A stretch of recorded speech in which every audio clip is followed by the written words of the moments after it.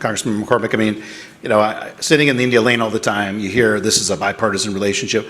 Is that relative? I mean, how unique is that? And what is it that about India that brings both parties together uniquely or somewhat uniquely in this lane? This is not a simple thing that we're facing down. Realize that Prime Minister Modi is extremely nationalistic in a good way. I mean, he's looking after his country just like we look after our country. He wants to bring productivity and expansion and technologies to his country. He wants the military to be built up inside of his country. Matter of fact, there's several laws that kind of inhibit our collaborating that are troublesome to the advancement of their military as well as our collaboration. But I understand why he's doing it. If you understand his motivations, if you understand some of the things that frustrate us when they buy cheap Russia oil, it basically funds a war in Ukraine. We hate that. But he's doing it for the best interest of his country so he can expand his economy with cheap energy. So there's a lot of economical reasons that he's going to do what he's going to do. But in the end, I think he understands how important we are because we are like-minded.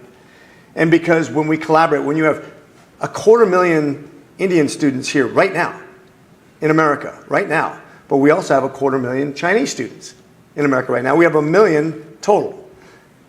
The industry that we bring back to India, the consumption that we do of Indian goods is very important, but we need to make sure there's balance there, that there's equal buy-in. And it's not going to be perfectly balanced. Anybody who's married understands that, but some better than others.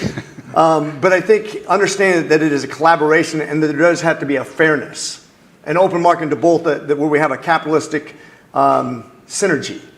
And I think that's a complex issue. And when you talk about the president and his leverage, he has to use our leverage because we are their biggest consumer. We're the world's biggest consumer. We have a $30 trillion economy. India is not even past Germany yet. They're about 400. I think they just passed Japan, but they're coming up on Germany, and they're going to blow by Germany. And then they're going to advance on China. But China's been crushing it since about 2015 when they came out with the Made in China initiative. They've been cheating their way to the top through the World Trade Organization, which we gave in good faith, and they've abused. We want to make sure that India stays in line with good economics, good faith, and good relationships, that it doesn't become an abusive relationship on either side. But there's always going to be leverage done with the president, and some presidents leverage more than others. Well, Congressman Barrett, you come from a constituency that actually is pretty bipartisan as well. You've got a lot of from both major parties. So when you're back home and you think of this bipartisanship, like, is there a difference between Democrats, Republicans in your district and how they think about the India relationship and your long-term leadership here? No, I'm a Californian, so our state's an export economy-driven state, so it's a real important market for us to open up. And there's obviously throughout California, there's a huge Indian diaspora, tech sector in Silicon Valley, a number of chancellors and so forth. So it's a big diaspora in California. So it's important on a state-to-state level.